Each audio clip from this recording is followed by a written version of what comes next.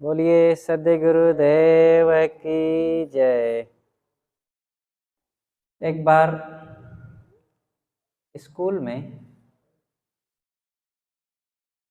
अध्यापक ने बच्चों से पूछा कि बेटा यह बताओ कि एक गड़रिया के पास 20 भेड़ है, उसमें से एक भेड़ अगर नदी में गिर गई तो कितनी भेड़ बचेंगी? बताओ, कौन बताएगा? एक भेड़ अगर गिर गई 20 में से नदी में तो कितनी बचेंगी? 19 बचेगी। तो बच्चों ने हाथ उठाया, सब उठा दिए। तो सब बताना शुरू किया कि सर 20 - 1 बचा 19। एक लड़का था, उसने कहा सर एक भी नहीं बचेगी। कहा क्यों? 20 में से एक चली गई तो 19 बचेंगे। लड़के ने कहा कि सर आप गणित का नियम जानते हैं और मैं भेड़ों का नियम जानता हूं। एक भेड़ अगर गिरेगी तो दूसरी भी उसके पीछे जाएगी, तीसरी भी जाएगी और फिर गड़रिया रोक नहीं पाएगा, सबको जाना ही है। ये भेड़ों का स्वभाव है, वहां गणित का नियम नहीं चलता है। ऐसे ही यहां मनुष्यों की बात है। भेड़ों जैसे मनुष्यों की भी आदत हो गई है। हम भेड़ों की चाल ना चलें। जहां एक व्यक्ति जा रहा हम भी चले गए बिना विचार किए। एक व्यक्ति कुछ खा रहा है, हम भी वैसे वही खाने लग गए। एक व्यक्ति तंबाकू बीड़ी पीने लग गया है तो हम भी खाने पीने लग गए।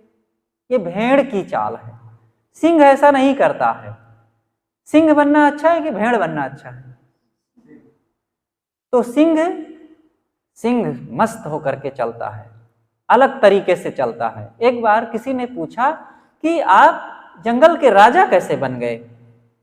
आप हाथी जैसे भारी भरकम नहीं हैं, गैंडा जैसी आपकी ताकत भी नहीं है, घोड़े जैसा आप देर तक दौड़ नहीं सकते हैं, और भी कई मामलों में सब बहुतों से पीछे हैं, फिर भी आप राजा क्यों हो गए? तब शेर ने कहा कि चाहे मैं कुछ हूं या ना हूं, लेकिन मुझे लगता है कि मैं राजा बनने लायक हूं, इसलिए मैं राजा हूं। यह आत्मविश्वास होना चाहिए अपने पर। किसी की नकल ना करो कि इतने लोग जा रहे हैं तो मैं भी ये करूं। शेर किसी की नकल करता है?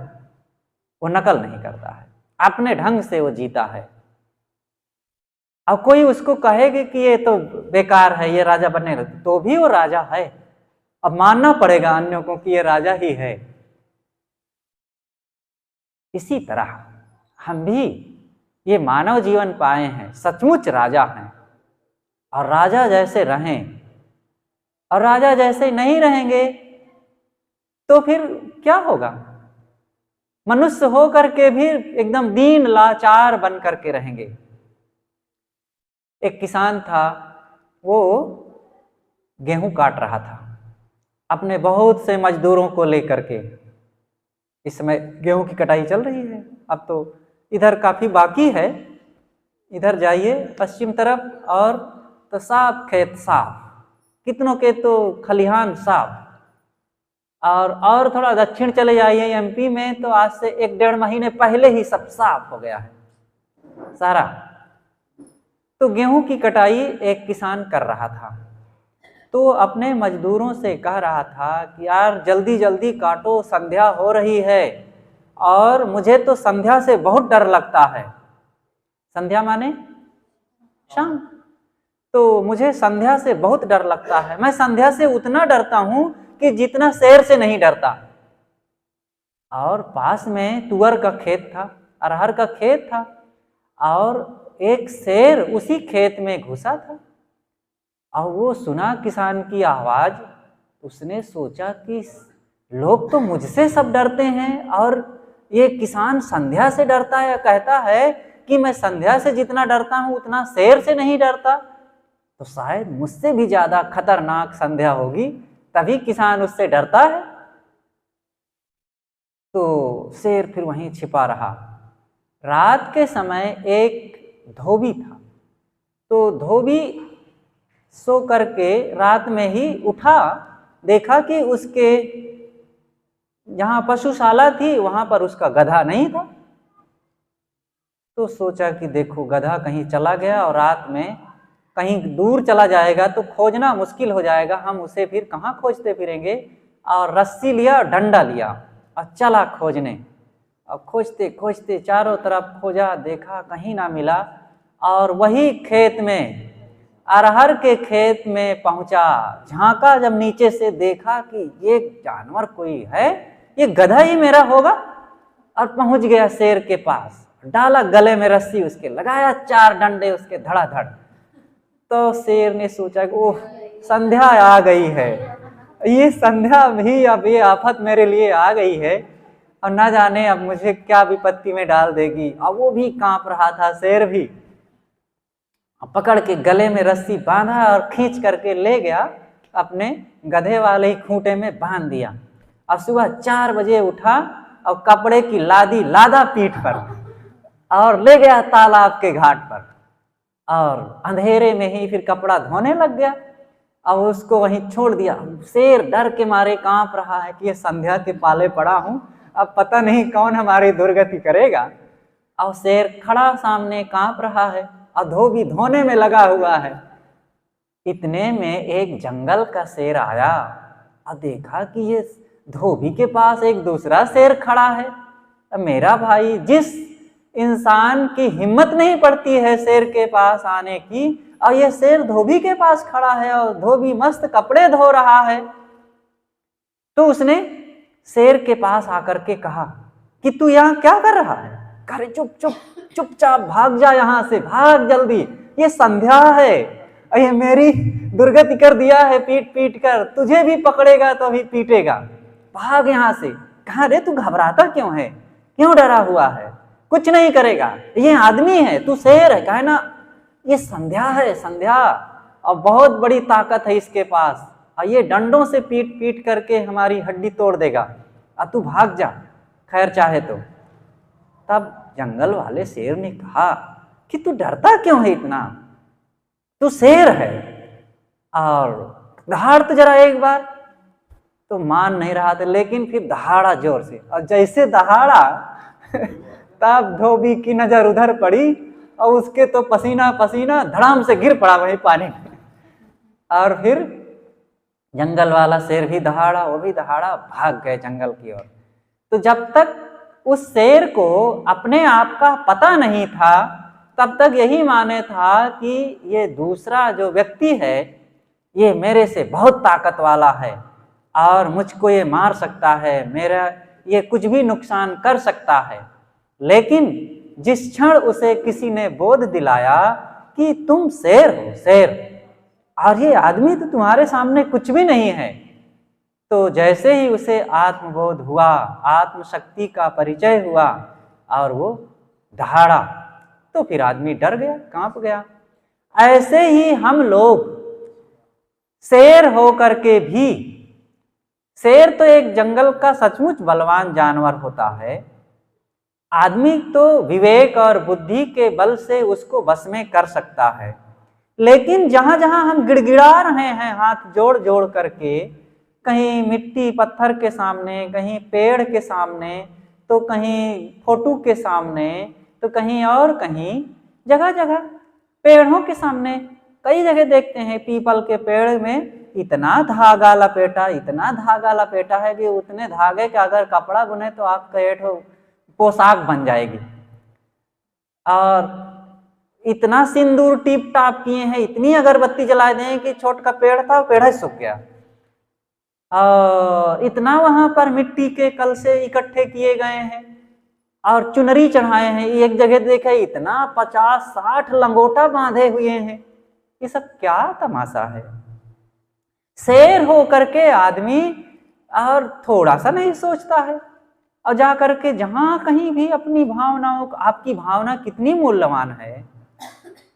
आपको कोई आकर के घर दरवाजे पर अपमान करके चला जाए, गाली दे करके चला जाए, आप कितना दुखी हो जाएंगे। उसको हो सकता है पकड़कर पीट भी दें, और ना पीट सकेंगे तो मन में बड़ा कष्ट होगा कि फलाने ने मुझे ऐसा कह दिया है।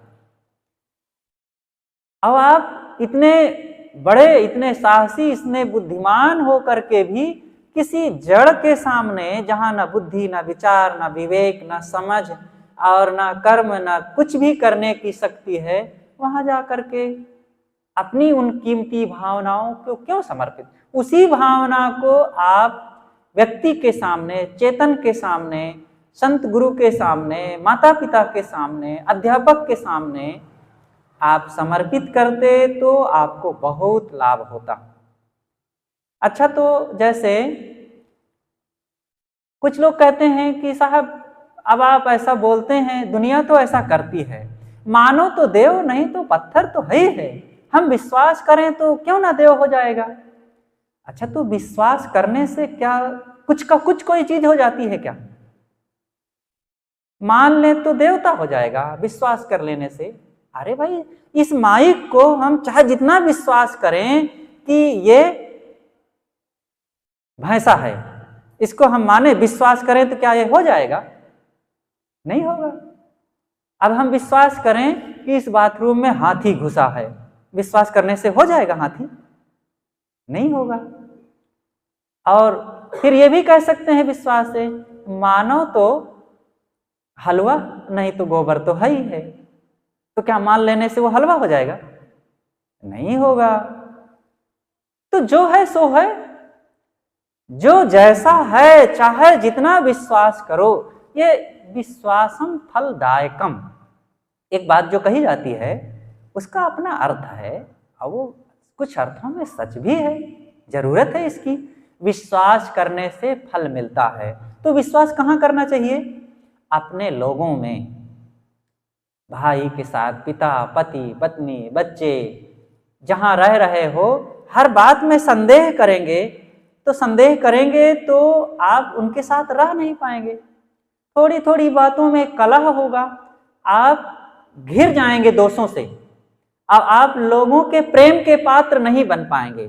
तो ये व्यक्तियों में विश्वास करना पड़ता है। इसी तरह कहीं जाए, देखो एक बार सदगुरु अभिलाष साहेब जी सदगुरु विशाल साहेब के दर्शन करने के लिए जा रहे थे, तो लखनऊ में फल खरीदना था। तो गुरु जी के साथ कुछ और संत थे, तो उन एक संत ने कहा कि देखो भाई, बढ़िया फल देना। तो गुरु जी ने कहा, अरे ऐसा क्यों कहते हो, ये खुद बहुत बढ़िया फल देंगे हमें, ऐसा क्यों कहते हो, ये खुद बढ़िया देंगे। जैसे गुरु जी इतना कहे तो वो दुकानदार फिर पूरे ठेला से सब फल बिखेरा और एक एक छांट कर अच्छा अच्छा दिया।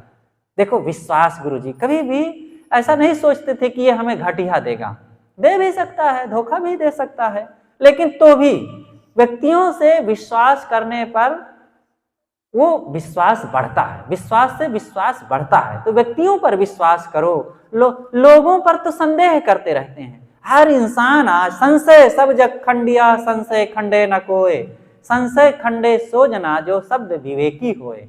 अपने भाई से, भतीजे से और पति से, पत्नी से, बेटा बेटी से लोग संदेह करते रहते हैं। और जहां विश्वास करना चाहिए, जहां प्रेम बढ़ाना चाहिए, जहां एक दूसरे के लिए समर्पण होना चाहिए, सेवा की भावना होनी चाहिए, वहां तो नहीं कर पाते हैं। यहां से आपको लाभ मिलेगा। देखो, जब आप अपने बेटे पर विश्वास करेंगे तो बेटा भी जी जान से घर को संभालना शुरू कर देगा। पत्नी पर विश्वास करेंगे तो पत्नी पूरी जिम्मेदारी से सारी ताकत लगा करके घर की मर्यादाओं को संभालेंगी, काम को संभालेगी। पति पर विश्वास करेंगे, पति फिर पूरा जीवन न्यौछावर कर देगा।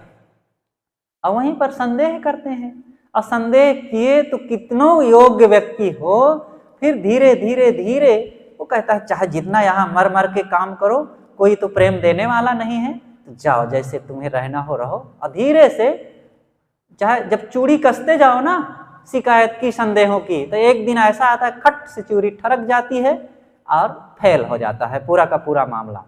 तो लोगों में विश्वास करो। अब विश्वास यहां नहीं करते हैं और वहां जड़ चीजों में विश्वास करने लग गए। यही है धर्म के नाम पर भटकाव। धार्मिक जगत में बहुत भटकाव है। इसलिए बहुत सावधानी से धर्म को समझना चाहिए। धर्म वह नहीं है कुछ का कुछ, धर्म विश्वास नहीं, धर्म विज्ञान है। विज्ञान जैसे विज्ञान विश्वास नहीं करता है कि यहां मान लेते हैं कि इस ढंग से मोबाइल चलने लग जाएगा। अरे धर्म पता नहीं कितने प्रयोग के बाद मोबाइल बना है। ये बल्ब जल रहा है, किसने बनाया है, कौन बताएगा? एडिसन ने बल्ब का आविष्कार किया है। 2000 लगभग 2900 प्रयोग के बाद एडिसन ने बल्ब को तैयार किया, और जितनी बार वो असफल होता था उतनी बार और आत्मविश्वास के साथ वो आगे बढ़ा, और एक दिन उसका कमरा प्रकाश से जगमगा उठा और वो खुश होकर के झूम उठा। तो उसने मेहनत किया, विश्वास नहीं कर लिया, मेहनत किया, प्रयोग पर प्रयोग करते गए, और एक दिन वो सफल हुआ। इसी तरह और भी प्रयोग करिए उन चीजों पर, मान ना लीजिए। मानना नहीं है, जानो तब मानो। एक सज्जन थे, उनको घी में भात खाने की आदत थी, बिना घी के भात नहीं खाते थे। तो एक दिन की बात, घर में मेहमान आ गए और घी रहा थोड़ा। तो पत्नी ने सोचा कि अगर मैं दोनों के थाली में घी डाल दूंगा तो होगा नहीं, और पति की थाली में अकेले ऊपर से डाल दूंगा तो मेहमान को लगेगा कि देखो कैसे ये लोग असभ्य हैं, और हमको यूं ही दे दिए, इनको घी दे दिए। तो पत्नी ने समझदारी से काम किया, पहले घी रख दिया और ऊपर से भात धर दिया, और दोनों को भात दे दिया, और सब दोनों मेहमान तो खाने लग गए, और वो टुकुर टुकुर देख रहे हैं भंडार की ओर कि घी लावे तो खाऊं, बिना घी के खाते नहीं थे। जब देर तक नहीं लाई घी, तब फिर बोलते हैं संकेत में, जानो तो काहे न मानो। जब जानती होगी बिना घी के मैं नहीं खाता हूं तो क्यों नहीं लाती होगे? तब भीतर से पत्नी ने कहा, सानो तो जानो। तब वो भी समझ गया, और जैसे हाथ से भात साना तो जान गया, हाँ मिल गया। तो इसी तरह जानो पहले, ज्ञान की बातों को जानो पहले, और जान करके फिर उसमें सनो, उसमें डूबो। ज्ञान विवेक विचार सत्संग में जब डूबोगे तब पता चलेगा कि ये दूर दूर से आप कुछ का कुछ मानते रहोगे, और जो कारणकारी व्यवस्था की बात है, जिंदगी की बात है, संयम सदाचार की बात है, सुख शांति की बात है, पारिवारिक प्रेम एकता की बात है, आत्म कल्याण की बात है, उसमें सन ही नहीं रहे हैं, वहां लग ही नहीं रहे हैं, जा ही नहीं रहे हैं, अब बस जो चला आ रहा है वही मानते चले आ रहे हैं, पहले से विवेक नहीं किए। तो जानो, पहले सत्य को जानो और फिर उसमें सनो, तब काम बनेगा। तो मैं कह रहा था कि अपने को पहचानना बहुत जरूरी है, तो कहीं भटकने की आवश्यकता नहीं है। बाहर सब लोग जड़ चीजों में, भौतिक चीजों में बहुत छानबीन करते हैं, परख करते हैं। किसी को सामान खरीदना है, 1-2 पैसे की हंडी खरीदने जाते हैं, आज तो 2 पैसे में नहीं मिलती है। अभी हम राजस्थान में थे तो एक हंडी उनको पानी भर करके पीने के लिए खरीदना हुआ तो 100 रुपए की थी, 125 रुपए की थी। तो लेकिन पहले का समय था, पहले उस समय कहानी एक घटना बनी थी, तो इसलिए 2 पैसे की हंडी कही गई। तो मानो चलो मिट्टी की हंडी खरीदना होता है तो उसको भी ठोंक बजा करके देख लिया जाता है कहीं फूटी तो नहीं है। और आप जीवन में कल्याण के लिए जिस चीज का सौदा कर रहे हैं, अपने जीवन को समर्पित कर रहे हैं, वहां विवेक विचार ही ना करें, कुछ भी मान लें, ये हम अपनी जिंदगी का बड़ा सस्ता हिसाब लगा रहे हैं। ऐसा हिसाब नहीं होना चाहिए। आपकी बहुत कीमत है, क्योंकि आपके अंदर बहुत बड़ी शक्ति है, आप बहुत ऊपर उठ सकते हैं। अपने जीवन को जहां है आप इससे हजारों गुना ऊंचे उठा सकते हैं। इसलिए अपने को पहचानो। आत्मशक्ति को भूल करके आज आदमी दर दर की ठोकरें खा रहा है। इसलिए ठोकरें नहीं, आप खुशहाल जिंदगी जीने के लिए स्वतंत्र हैं। घुट घुट करके, दुखी होकर, उदास होकर के, मायूस होकर के मजबूरी की जिंदगी जीने के लिए आप नहीं जन्मे हैं। आपके जीवन में बहुत बड़ी ताकत है, बहुत बड़ी शक्ति है, उसको पहचाने। और जब आप विज्ञान का आधार लेंगे, विज्ञान का आधार भौतिक जगत में लेते हैं, धर्म में भी विज्ञान की जरूरत है। और विज्ञान धर्म का यह है कि जो करोगे सो भरोगे, जैसा करोगे वैसा पाओगे, अच्छा करोगे आनंद पाओगे, बुरा करोगे दुख पाओगे। ये विज्ञान है, धर्म के नाम पर विज्ञान। और यहां पर विज्ञान का उपयोग नहीं है। विज्ञान कहते किसे हैं? पीछे वाले बच्चों बताएंगे, व्हाट इज द साइंस? विज्ञान विशेष ज्ञान। हाँ, और कोई जवाब? कई जवाब हैं। विशेष ज्ञान को विज्ञान कहते हैं, क्रमबद्ध ज्ञान को विज्ञान कहते हैं, सिस्टम पूर्वक कार्य करने के ढंग को विज्ञान कहते हैं, यथाउचित न्याय के ढंग से सिस्टम और व्यवस्थित कार्य करना विज्ञान है। हर चीज मतलब एक नियम से होना चाहिए। शरीर हमारा विज्ञान से चल रहा है ना? जब जितना जरूरत है उतना खाएंगे तो पेट ठीक रहेगा, विज्ञान है, नियम है। आप आम अमरूद खाएंगे तो विज्ञान है कि सुगंधी की डकार आएगी, लहसुन प्याज खाएंगे तो विज्ञान है कि दुर्गंधी की डकार आएगी, ज्यादा खा लेंगे तो विज्ञान है कि पेट खराब हो जाएगा। तो विज्ञान, धर्म में विज्ञान, यही तो विज्ञान है।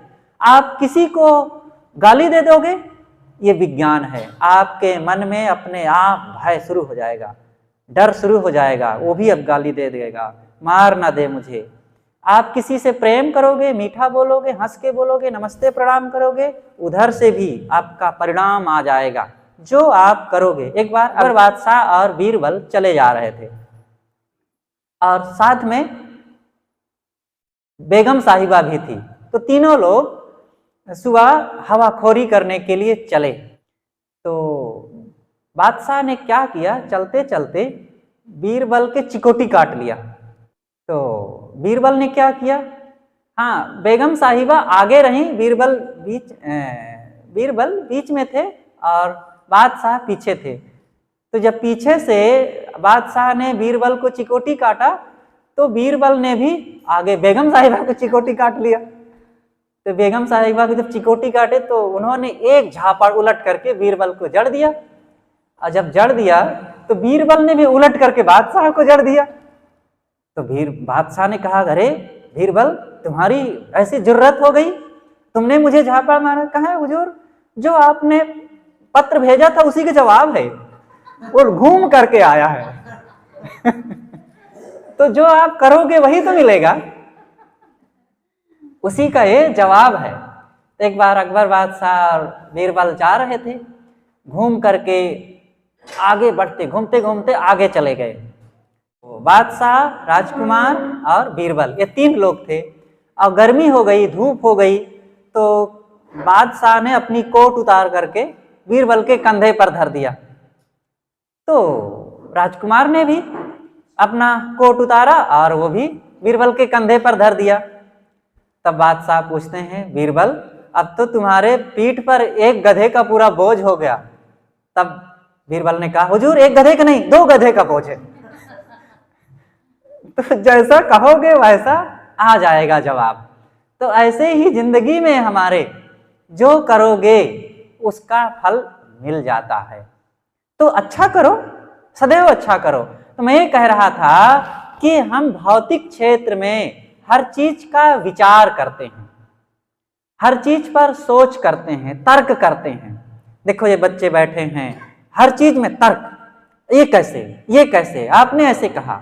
हमें अपने कर्मों पर, अपने स्वभाव पर, अपने उठने बैठने पर, अपने खाने पीने पर, अपनी पूजा पद्धतियों पर भी तर्क करना चाहिए। जब तर्क की कसौटी पर हमारा धर्म खरा उतरेगा तब वो हमारा दुख नाशक होगा। और नकल से धर्म नहीं बनता है। अच्छा, तो देखो ना, हर चीज में तर्क की कसौटी किया जाता है ना। जब अध्यापक के पास बच्चों को भेजा जाता है तो क्या पत्थर के अध्यापक के पास भेजा जाता है कि स्कूल में सचमुच व्यक्ति के रूप में अध्यापक हो वहां? कोई कहता है कि अरे एक अध्यापक हम घर में बना लेंगे बढ़िया स्टैचू और वही पढ़ा देंगे हमें। ऐसा कोई नहीं करता होगा ना। इसी तरह माँ बीमार हो जाए तो एक आला लगाए हुए डॉक्टर पत्थर का कोई बना के रख ले घर में, अथवा हॉस्पिटल में ही कोई खड़ा कर दे और जा कर के डॉक्टर साहब से कहे कि डॉक्टर साहब माँ बीमार है, इंजेक्शन लगा दो, दवाई दे दो, तो वो पत्थर के डॉक्टर साहब दवाई देंगे? नहीं देंगे। अब बेटा की शादी करना है तो पत्थर की बहू लाएंगे कि सचमुच बहू लाएंगे? पत्थर की बहू से काम नहीं चलेगा ना। वो ना भोजन बनाएगी, ना घर में बैठेगी, और ना बात करेगी, ना घर की व्यवस्था संभालेगी। सचमुच व्यक्ति के रूप में बहू चाहिए, व्यक्ति के रूप में दामाद चाहिए, व्यक्ति के रूप में मास्टर और डॉक्टर चाहिए। और दूध पीना हो तो गाय का स्टैचू, यहाँ तो नहीं दिखता है कहीं, छत्तीसगढ़ में खूब स्टैचू गाय का लगाते हैं। अब वृंदावन मथुरा की ओर चले जाओ तो वहां भी खूब। अब उससे जाओ बढ़िया एक डोल लेकर के बाल्टी, अब घास डाल दो और थोड़ा सा खाली चुनी चोकर भी चला दो, और फिर कहोगे कि हमको दूध चाहिए और दूहने लग जाओ, तो कितना निकलेगा? 5-6 लीटर तो मिल ही जाएगा। नहीं निकलेगा दूध ना, क्योंकि पत्थर का है। जो घास खाएगी नहीं तो वो दूध देगी नहीं। लेकिन एक चीज है, पत्थर का भगवान बड़ा काम करता है। पत्थर का भगवान जरूर वो कृपा कर देता है। तो भाई इसीलिए विज्ञान की जरूरत है, तर्क की जरूरत है और समझदारी की जरूरत है। जैसे कि पत्थर की माँ कोई मान करके हमें भोजन नहीं दे सकती है, तो उसी तरह पत्थर का भगवान हमें प्यार भी नहीं देगा, हम पर कृपा भी नहीं करेगा। अब यही बात आएगी कि साहब मानो, विश्वास करो तो मिलेगा। अब यहीं पर चुप हो जाना पड़ता है कि भाई तुम्हें विश्वास है जब एक नकली नोट है, जबकि सब कुछ उसमें छपा हुआ है। अभी हम सहारनपुर में थे, एक छोटी सी बच्ची थी 5 साल की, और पर्स लिए थी और उसमें 2-2 हजार की 5 नोट रखी थी। हम देखे तो दंग रह गए, ये बच्ची कहाँ से इतना पैसा पा गई। और हम सोचे कि अभी ये शायद पिता के या माँ के जेब से निकाल लाई होगी।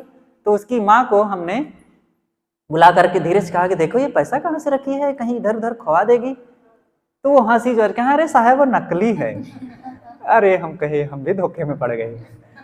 देखो सब कुछ तो वैसे ही नोट है, वही आकार, वही रंग, वही लिखावट, अब हम विश्वास कर लें तो क्या विश्वास करने से वो चल जाएगा?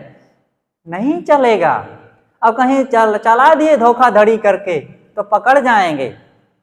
हर चीज सही चाहिए, असली चाहिए, विज्ञान के, तर्क के और नियम के अनुकूल चाहिए।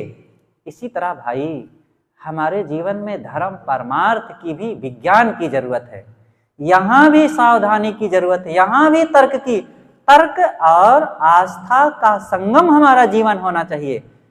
जैसे आप जो कपड़ा पहने हैं केवल सिला नहीं है, पहले कैंची लगाई गई है, पहले कैंची तब सुई, है ना। कैंची से काटा है और सुई से सिला है। कैंची है तर्क और सुई है आस्था। बिना आस्था के तर्क करने वाला व्यक्ति उद्दंड हो जाता है, और बिना तर्क के आस्था वाला व्यक्ति अंधविश्वासी हो जाता है। आज का नौजवान वर्ग उद्दंड हो रहा है, तर्क तर्क तर्क, और तर्क में कुतर्क, और कुतर्क में अंततः कुछ भी नहीं पाता है। वो सब जगह सबको काट दिया, सबको काट दिया। सबको काटने से कहीं काम बनेगा? तर्क के साथ आस्था भी होनी चाहिए। आस्था, लगाओ, जुड़ाओ, समझदारी, समर्पण।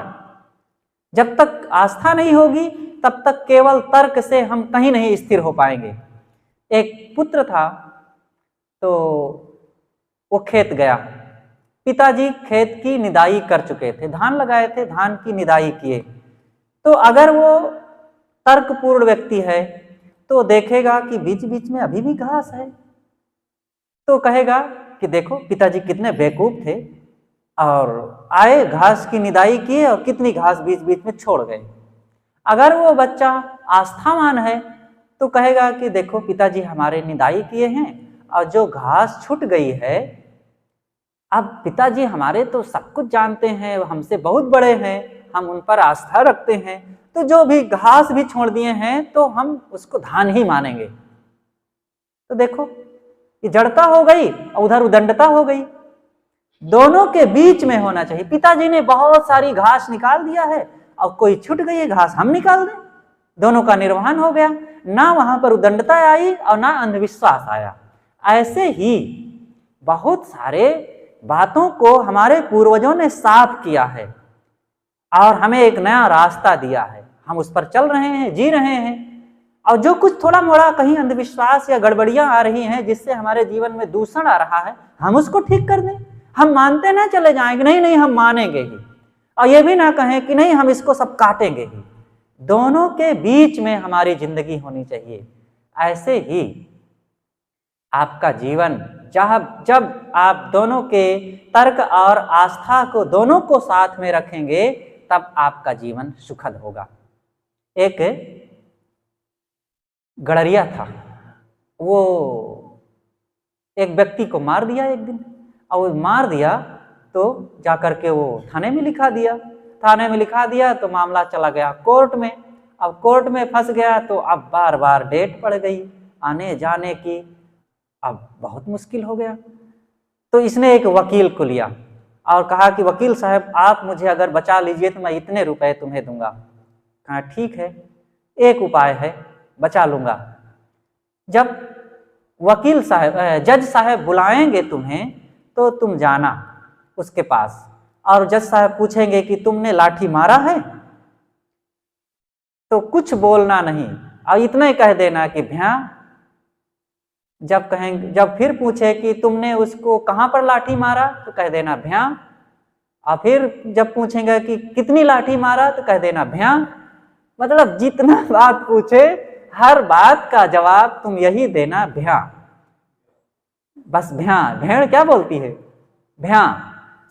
तो जब खास डेट पर बुलाया गया और जज साहब ने वादी प्रतिवादी को सामने किया और इससे पूछा कि तुमने लाठी मारा उसको, तो कहता है भैया।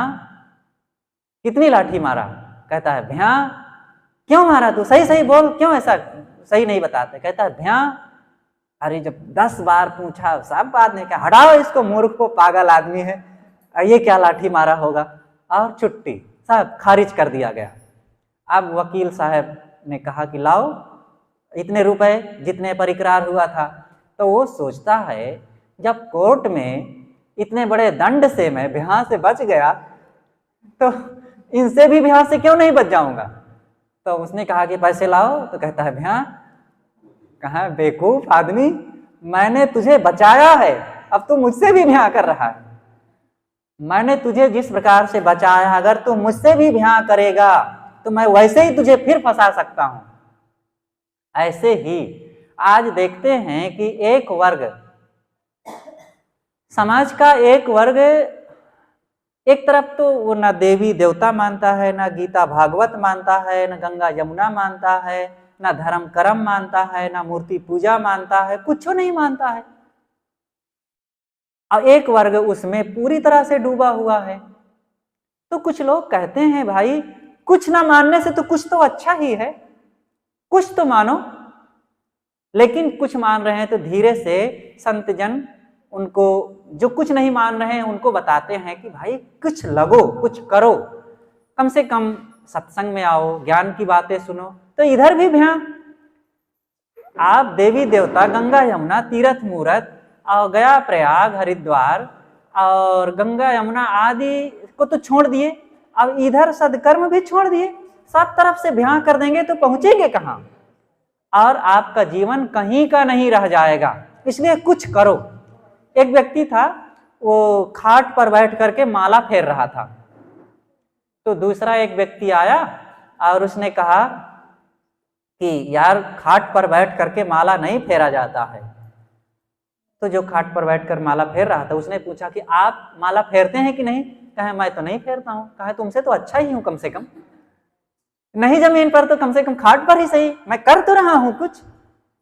ऐसे ही आज कुछ लोग जो कर रहे हैं अच्छा कर रहे हैं, हम उसको एकदम गलत नहीं मानते हैं, लेकिन जो लोग मूर्ति पूजा कर रहे हैं, मंदिर मस्जिद जा रहे हैं, कुछ तो कर रहे हैं, कहीं लगे हैं नियम से, कहीं आते जाते हैं, अच्छी बात है। तो वे खुद कहते हैं कि सीढ़ी है साहब, सीढ़ी, सीढ़ी पर चढ़ करके धीरे से छत पर चढ़ा जाता है। तो सीढ़ी पर चढ़ करके छत पर पहुंचा जाता है तो धीरे से सीढ़ी छूट जाती है ना। अब कोई सीढ़ी पर पैर रखे और 1 साल 2 साल 5 साल 20 साल 50 साल सीढ़ियों पर खड़ा रहे तो फिर छत पर कब पहुंचेंगे भाई? और कब विश्राम करेंगे अपने रूम में जाकर के, विश्राम स्थल में जाकर के? तो सीढ़ी तो ठीक है कि सीढ़ी के द्वारा ऊपर चढ़ा जाता है, तो आपने कुछ नहीं किया था तो धीरे से कहीं मूर्ति पूजा, तो कहीं देवी देवता, कहीं गंगा यमुना कुछ किए तो सीढ़ी रही। अब सीढ़ी से धीरे धीरे धीरे ऊपर चढ़ो। जैसे बच्चों को पढ़ाना शुरू किया गया तो पहले नकली रूप में ऊपर लकड़ी की पाटी पर लिख दिया गया का खा गा घा। अब बच्चे से कहा कि उस पर तुम अपना चढ़ाओ कलर खड़िया, अब वो बच्चा उसी के ऊपर लिखना शुरू किया। धीरे धीरे धीरे अब वो पहचान लिया कि ये का है, खा है, ए बी है, सी डी है, तो इस ढंग से अब धीरे से स्वतंत्र लिखने लग गया। अब वो क्या, जब कक्षाएं उसकी बढ़ने लगी तो अभी वैसे ही लिखेगा क्या? जब छोटी कक्षा के बच्चे और बड़ी कक्षा के बच्चों में अंतर होता है। छोटी कक्षा के बच्चे वो झूम झूम कर पढ़ेंगे, का खा गा घा, चिल्लाएंगे, हल्ला करेंगे बहुत, और कहीं कालिख लगाएंगे, स्याही लगाए रहेंगे, चेहरे में भी लगा लेंगे। और बड़ी कक्षाओं के बच्चे कितना चिल्ला के पढ़ते हैं, अब कितनी स्याही रखेंगे। और छोटी कक्षा के बच्चे इतनी पुस्तक लिएंगे, खटपट करते हुए चलेंगे स्कूल मदरसा जाएंगे ना। और बड़ी कक्षा वाले एक कलम खोस लिए, एक फाइल रख लिए, बस आराम से चले गए, शांत जाकर बैठे, लिखे, पढ़े, चुपचाप चले आए, साफ सुथरा। तो ये जो बहुत हल्ला गुल्ला हो रहा है ना, राम राम राम राम राम राम, हरे कृष्णा और अल्लाह अकबर, और पता नहीं क्या क्या क्या क्या सब नाम लिया जाता है। छोटी कक्षा है, अरे कब तक छोटी कक्षा में रहोगे भाई? कक्षाएं बदलो, अगली कक्षाओं में बढ़ो, MA BA तक पहुंचो, पोस्ट ग्रेजुएट होइए, तब आपका काम बनेगा। कक्षा 1 में पढ़ने के बाद नौकरी नहीं मिलती है, तब आप बहुत धन नहीं कमाएंगे, तब आप फिर उतना नोट नहीं कमा सकते हैं कि फिर कहीं बंगला बनवाएं, कहीं गाड़ी खरीदें। बाहरी जगत में, भौतिक जगत में सब आगे बढ़ना जानते हैं, धर्म के क्षेत्र में भी आगे बढ़ने की कला हमारे पास होनी चाहिए। तो इस ढंग से थोड़ी सी कुछ चर्चाएं हुई, सहज हल्की बातें हमने आज सरल ढंग से किया। बच्चे लोग हैं, अब बहुत ज़्यादा हम संयम साधना और ज्ञान भक्ति की बातें करेंगे तो बच्चों को पल्ले नहीं पड़ेगा, इसलिए छोटी छोटी बातों पर चर्चाएं किए। और आप लोग आएंगे तो 2 दिन का और अवसर है, और भी कुछ चर्चाएं होती रहेगी, और इसको भी मनन करेंगे। किसी को अगर धक्का लगे और किसी को लगे कि साहब ऐसा क्यों कर रहे हैं, तो कोई बात नहीं, ना मानिएगा, लेकिन फिर भी दिमाग में उस बात को जरा सोचिएगा कि आखिर साहब कह रहे थे, किसी ना किसी ढंग से तो उनका भी बेस होगा। हर बात का एक बेस होता है और उन बातों में भी कुछ दम होती है, तो उसको भी जरा सोचिएगा और विचार करेंगे। हर चीज पर विचार करना चाहिए। करहु विचार तो सब दुख जाई। बिना विचार किए हर चीज में समस्याएं आती है, भटकाव आता है, धोखा होता है। जैसे कोई व्यक्ति, एक व्यक्ति आया गांव में चादर बेचने के लिए, ले लो चादर, 100 रुपए में एक जोड़ा। अब 100 रुपए में एक जोड़ा चादर, अरे बड़ी सस्ती चादर है भाई, और ले लिए और जैसे ही धुले, बड़ी अच्छी दिख रही थी, धुलने के बाद तो ऐसी दिखी कि जैसे मच्छरदानी, और एकदम बेकार, झिंझ रही, उंगली डाल दो तो तुरंत आर पार। तो फिर विचार करते तो शायद पहले से महंगा रोवे एक बार और सस्ता रोवे, ये कहावत तो सुने होंगे ना। तो ये संयम साधना की बात, कर्म सुधार की बात, जीवन सुधार की बात, मन इंद्रिय स्वश करने की बात, आत्मज्ञान की बात महंगा सौदा है। अब गंगा में जाओ, स्नान कर लो तो पाप कट जाएगा, और अमुक नाम जप लो तो दुख मिट जाएगा, और वहाँ जाके जल चढ़ा दो तो नौकरी मिल जाएगी, वहाँ जा कर के मत्था झुका दो तो पुत्र हो जाएगा। ये बात बड़ी सरल है, लेकिन सरल ही रहेगी, और सरल से कुछ मिलने जुलने वाला नहीं है। आप लोगों ने एक बात ये सुना होगा, बहराइच की घटना। गाजी मियाँ एक हुए महमूद गजनवी का भांजा। तो ये सब राजा सुहेलदेव एक हुए थे सन 11वीं शताब्दी में, और महमूद आया था जब तो लड़ाई हुई थी, और लड़ाई में वो उनका भांजा एक बहुत सूरवीर था, 18 साल की उम्र थी मात्र, और वो बहराइच में मारा गया, उनका सुहेलदेव के भाला द्वारा मारा गया। तो इस्लाम के लोगों ने, मुस्लिम भाइयों ने उसकी वही मजार बना दी और वहां पूजा करना शुरू कर दिया, और इतनी महिमा बढ़ा दिए कि उस मजार में पानी चढ़ाया जाता है, पानी एक कुंड में जाके भर जाता है, और गंदा काई लगी हुई कचड़ा सड़ता पानी, लेकिन उस पानी के लिए कहावत है, इतनी महिमा फैला दी गई है, मुसलमानों में फैलाया गया कि इस पानी को कोई बांझ स्त्री पी ले तो उसको बच्चा हो जाता है, और कोई अंधा व्यक्ति आंख में लगाते तो देखते देखते आंख आ जाती है, और कोई कोढ़ी अपने हाथों को डुबाते तो बस 2 मिनट के अंदर उसकी उंगलियां एकदम खिल जाती हैं, सब अच्छी हो जाती हैं। तब गोस्वामी जी ने एक तर्क किया, लही आंख कब आंधरे बाज पूत कब ले आए, और कब कोढ़ी काया लही जग बहराइच जाए। किस कोढ़ी ने काया पाया, आज तक किस कोढ़ी ने काया पाया वहां के पानी को छूने से, और किस अंधे ने आंख पाया, और किस बंध्या ने पुत्र पाया। एकदम तर्क साफ साफ। लेकिन दूसरी तरफ हम खुद दूसरे आडंबरों में, अंधविश्वासों में फंसे हैं, तब हमारा तर्क जो है सब जहां के तहां रह जाता है। इसलिए हम लोग दूसरों पर तर्क करें, लेकिन साथ साथ अपने जीवन में भी, अपने कर्मों में भी, अपने आचार विचार में भी जब हम तर्क करते चलेंगे तब हम निर्दोष रहेंगे, तब हमारा, क्योंकि और दूसरे को देखना बहुत सरल है, दूसरों के कपड़ों में कहाँ कहाँ दाग है तुरंत पता चल जाता है। अब अपने कपड़ों में सिर झुकाना पड़ेगा, पता नहीं चलेगा जल्दी से। ऐसे दूसरों में दोष देखना सरल है, अपने दामन में कौन कौन सी कमियां हैं इसको जानना कठिन होता है। और दूसरों की तरफ उंगली उठाने के पहले एक उंगली दूसरे तरफ जाती है तो 4 उंगलियां अपनी तरफ मुड़ी होती है। तो हम पहले अपनी ओर भी ध्यान दें। हर इंसान को अपने स्वभाव, विचार, रहन सहन, खान पान और धर्म कर्म सिद्धांत सब पर अवलोकन करना चाहिए, और विचार की कसौटी पर जीवन को कस करके धर्म के सच्चे अर्थों को समझकर आत्मज्ञान और आत्म कल्याण को पालन करके जीवन को खुशहाल बनाना चाहिए। तो अपनी बातें हम यहीं पर समाप्त करते हैं। आप लोगों ने बड़े प्रेम से सुना, और हमारी बातों से किसी को कष्ट हुआ होगा तो कृपया उसको छोड़ दीजिएगा। हाँ।